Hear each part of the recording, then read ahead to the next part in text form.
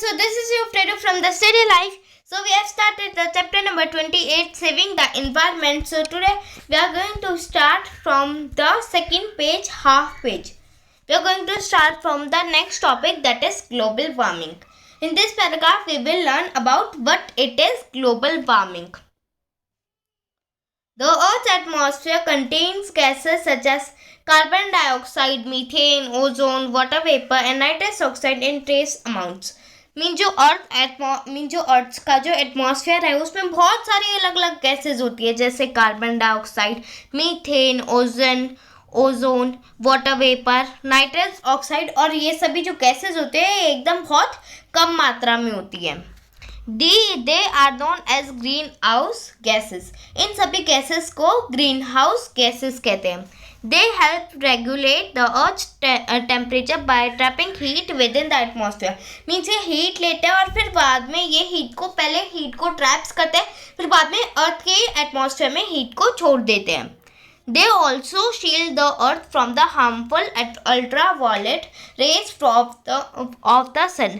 Means ये जो green house gases होती है ये हमारे अर्थ के और सन के बीच में एक शील्ड भी बन के खड़ी रहती है. मीन्स एक शील्ड बन के खड़ी रहती है, मीन्स एक ढाल बन के खड़ी रहती है, मीन्स एक शील्ड बन के खड़ी रहती है. क्यों शील्ड बन के खड़ी रहती है? क्योंकि जो सन के जो हार्मफुल अल्ट्रावायलेट रेज होते हैं सन के, जो हम पे पड़ जाएंगे तो बहुत गर्मी लग जाएंगी, बहुत गर्मी लग जाएंगी. इसलिए जो ये ग्रीन हाउस गैसेज रहते हैं एक शील्ड बन के खड़े रहते हैं, और उसकी वजह से जो हार्मफुल अल्ट्रावायलेट रेज होती है सन की वो हमें नहीं लगती. But over the last few decades the temperature of the earth has been changing.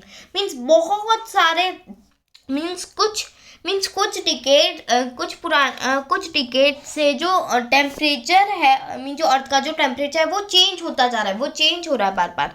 It is becoming warmer than usual. Means वो पहले से बहुत जितना भी का टेम्परेचर उससे वो वार्मर बनता जा रहा है, मीन्स वो बहुत गर्म होता जा रहा है. This is known as global warming. इसे हम ग्लोबल वार्मिंग कहते हैं. People burn fossil fuels to generate power and to run vehicles and machines. जो people होते हैं, जो लोग होते हैं, वो fossil fuels को बर्न करते हैं, उनको जलाते हैं. क्या उनको पावर मिल सके? वो पावर किस लिए? क्या वो अपने व्हीकल्स को चला सके और अपने मशीनों को भी वो चला सके. When fossil fuels are burned, they release greenhouse gases.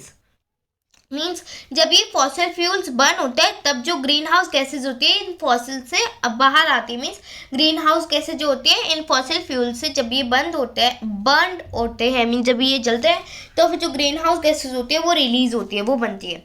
These gases escape into the atmosphere. ये एटमॉस्फेयर से एस्केप हो जाते हैं, मीन्स एटमॉस्फेयर से बाहर चली जाती हैं.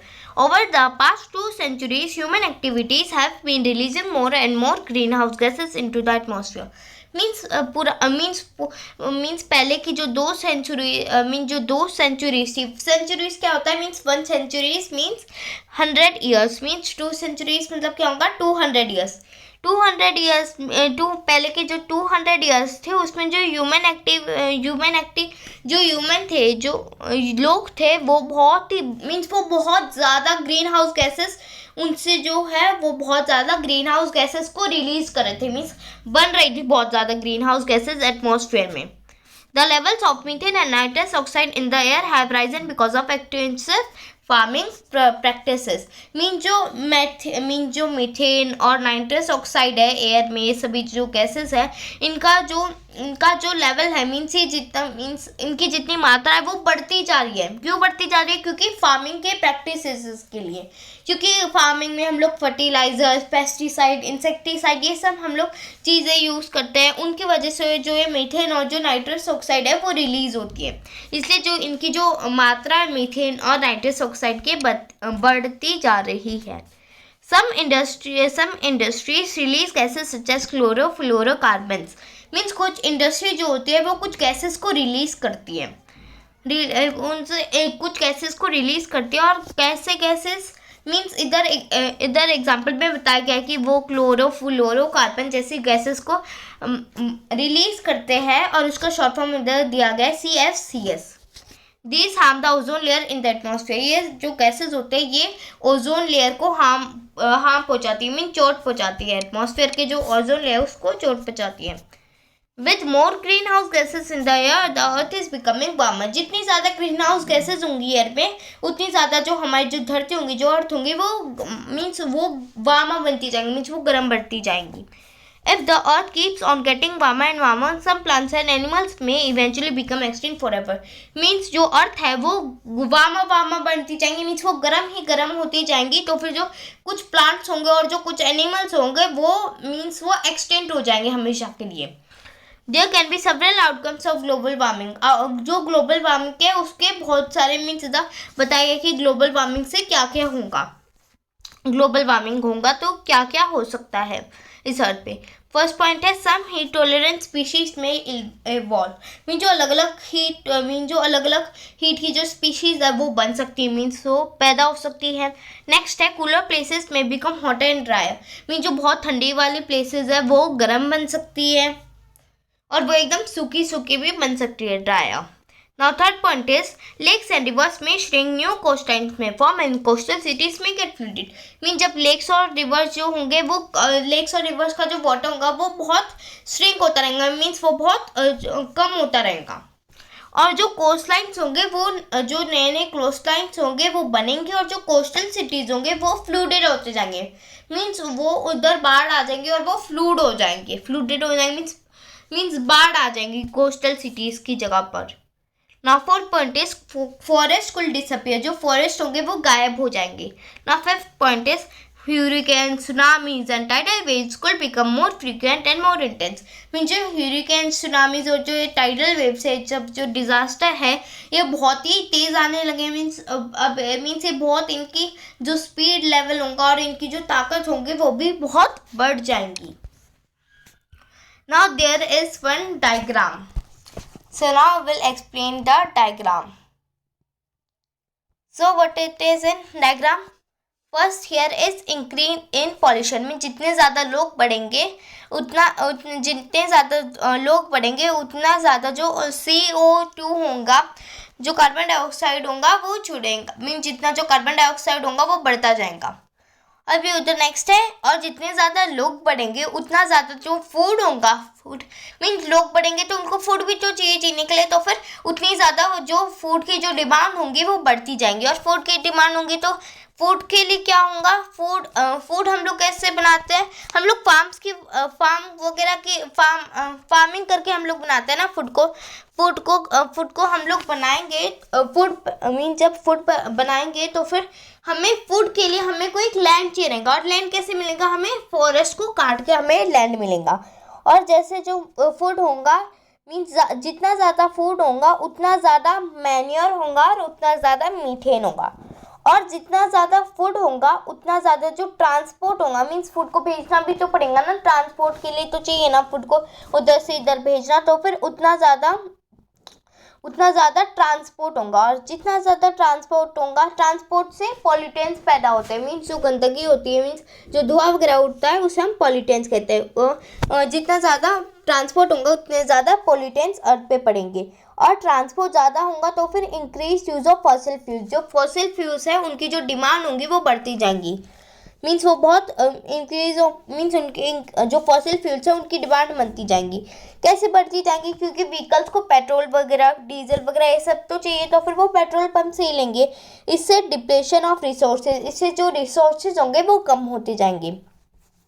और यहाँ पे एक छोटा फॉर्म भी है, मीन्स जितने ज़्यादा लोग बढ़ेंगे उतने ज़्यादा ट्रांसपोर्ट का मैटर्स होगा, मीन्स उतना ज़्यादा ट्रांसपोर्ट होगा। और जो ट्रांसपोर्ट जितना ज़्यादा होगा उतना ज़्यादा जो फॉसिल फ्यूल्स की जो डिमांड होंगी वो बढ़ती जाएंगी, और इससे वजह से जो पॉल्यूटेंट्स होंगे वो अर्थ पे अफेक्ट करते जाएंगे। और ज़्यादा फॉसिल फ्यूल्स चाहिए तो फिर उसके लिए ज़्यादा फॉसिल फ्यूल्स कैसे मिलेगा, पेट्रोल पंप पे जाके पेट्रोल डीजल वो भरेंगे ट्रांसपोर्ट के लिए।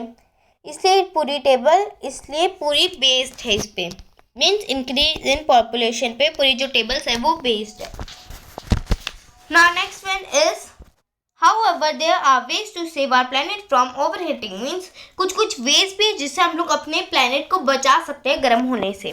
We can help in slowing down the process of global warming. हम लोग global warming की जो प्रोसेस है वो बढ़ती जा रही है तेजी से, तो हम ग्लोबल वार्मिंग की जो प्रोसेस है हम उसको धीरे कर सकते हैं.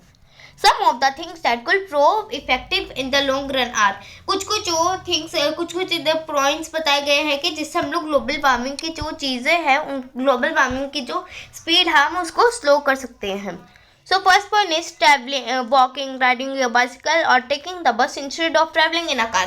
मीन्स आप चल के भी कहीं जा सकते हैं या फिर आप बाइसिकल में राइड करके भी कहीं जा सकते हैं, या फिर आपको कहीं जाना है तो फिर आप बस का इस्तेमाल करो जाने में. आप ट्रैवल मीन्स आप कार में बैठ के मत जाओ, क्योंकि कार में बैठ के जाओगे तो फिर पॉल्यूटेंस पैदा होंगे. अभी आप पूछोगे कि बस में बैठ के जाएंगे तभी तो पॉल्यूटेंस पैदा होंगे. बस में बैठ के जाओगे ये अलग है, क्योंकि कार में तो सिर्फ एक ही इंसान, कार में तो बस 3-4 लोग ऐसे ही जा सकते हैं, और जो इंसान होगा वो खुद के लिए कार को यूज़ करके जाएगा. लेकिन बस में बहुत सारे लोगों को जाना पड़ेगा, वो उनकी कार यूज़ करेंगे तो बहुत ज़्यादा पॉल्यूटेंस हो गए. इसलिए सभी बस में जाएंगे तो उतना ही पॉल्यूटेंट लगेगा, उतना ही धुआं पैदा होगा, लेकिन जो धुआं पैदा होगा, लेकिन वो सभी जो लोग हैं वो कार का यूज़ करेंगे तो बहुत ज़्यादा धुआं पैदा होगा. इसलिए बस का ही इस्तेमाल कर सकते हैं. Now second point is not wasting electricity. Turn off the lights, the radio, the TV and the computer when you are not using them. Means हमें इलेक्ट्रिसिटी को वेस्ट नहीं करना चाहिए. हमें लाइट्स को, रेडियो को, टीवी को और जो कंप्यूटर को टर्न ऑफ कर देना चाहिए. मीन्स उनको बंद कर देना चाहिए जब हम लोग उनको यूज़ नहीं कर रहे हो. Now third point is reducing, reusing or recycling all items from different from cans to clothes to save energy and raw material. Means हमें reducing, reusing और recycling ये सभी आइटम, हमें हर आइटम्स को reducing, reusing और recycling करना चाहिए. उससे हमारी जो एनर्जी होंगी वो भी सेव होंगी और जो रॉ मटेरियल्स होंगे वो भी सेव होंगी. Now next point is planting more trees to help absorb excess carbon dioxide. Means हमें बहुत सारे ट्रीज को हमें प्लांट करना चाहिए, लगाना चाहिए. क्यों लगाना चाहिए? क्योंकि जो इंसान होता है जो लोग होते हैं वो कार्बन डाइऑक्साइड को छोड़ते हैं और वो ऑक्सीजन लेते हैं, और जो प्लांट्स होता है वो कार्बन डाइऑक्साइड लेते हैं और वो ऑक्सीजन छोड़ते हैं. इसलिए जितने ज़्यादा प्लांट्स होंगे उतना ज़्यादा जो कार्बन डाइऑक्साइड होगा वो कम होता जाएगा. इसलिए हमें बहुत ज़्यादा प्लांट्स को लगाना चाहिए. So till here the chapter is finished. Now in the next video we'll start from 27th chapter. Thank you for watching this video. Please like, share and subscribe my channel. Thank you for watching this video. Bye bye.